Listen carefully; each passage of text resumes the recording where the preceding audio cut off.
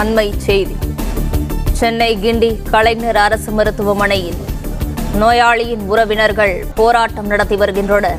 நேற்று முன்தினம் மருத்துவர்கள் வேலை நிறுத்தம் காரணமாகவே உரிய சிகிச்சை அளிப்பதில் தாமதம் ஏற்பட்டதாகவும் உறவினர்கள் குற்றம் சாட்டுகிறார்கள்.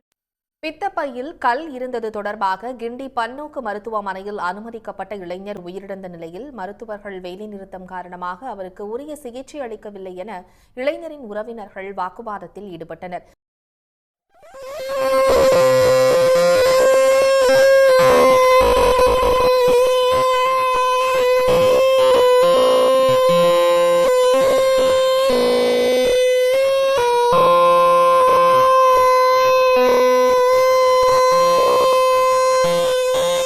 கூடுதல் விவரங்களை செய்தியாளர் குணசேகரனிடம் கேட்கலாம். குணசேகரன், கூடுதல் விவரங்களை பதிவு செய்யுங்க.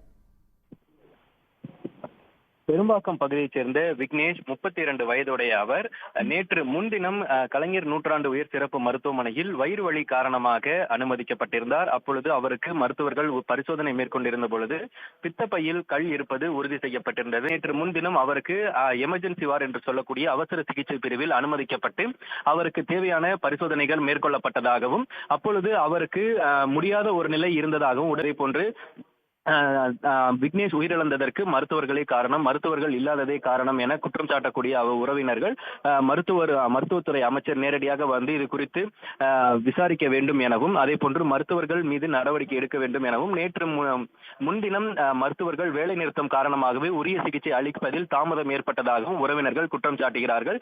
இருந்தபோது மருத்துவமனை தரப்பில் போதிய சிகிச்சைகள் வழங்கப்பட்டதாக மருத்துவமனையினுடைய தரப்பிலிருந்து தகவலாக தெரிவிக்கப்பட்டிருக்கிறது.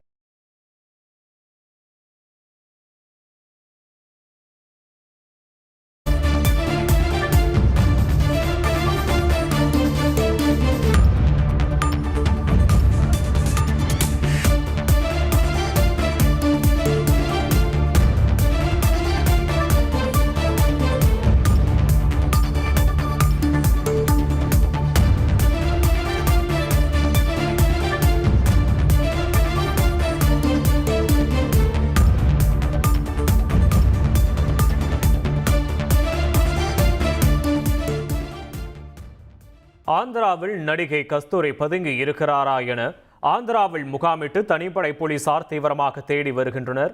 தொடர்பான மேலதிக தகவலை செய்தியாளர் சாலமன் வழங்க கேட்போம். சாலமன், வணக்கம். விவரங்களை பதிவு பண்ணலாம். சாலமன்,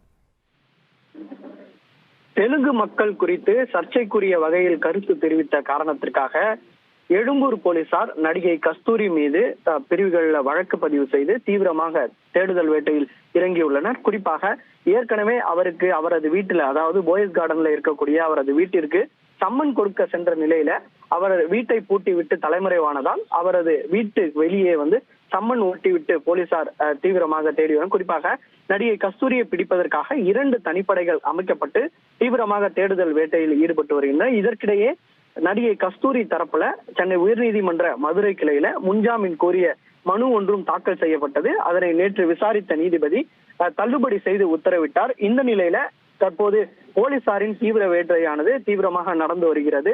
இதனிடையே அவர் ஹைதராபாத்ல இருக்கக்கூடிய அவரது வீட்டுல பதுங்கி இருப்பதாக தனிப்படை போலீசாருக்கு கிடைத்த தகவலின் பேர்ல அங்கு போலீசார் முகாமிட்டு தீவிரமாக தேடிய போது நடிகை கஸ்தூரி அந்த வீட்டையும் பூட்டி விட்டு தப்பி சென்றதாக கூறப்படுகிறது.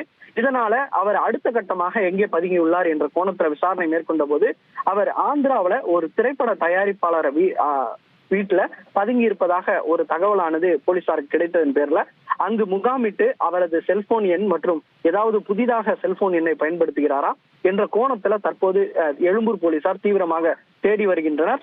வேறு எங்கெங்கெல்லாம் பதுங்கி இருக்காரோ என்ற கோணத்திலையும் அங்கு தனிப்படை அமைத்தும் போலீசார் தீவிரமாக தேடி வருவதாக தகவல் தெரிவித்துள்ளனர். விவரங்களுக்கு நன்றி சாலமன். சோனி அல்ட்ரா 10 ஸ்பீக்கர் இப்போது உங்கள் சத்யாவில் இப்போவே புக் பண்ணி 6000 ரூபாய் கேஷ்பேக் பெறுங்க.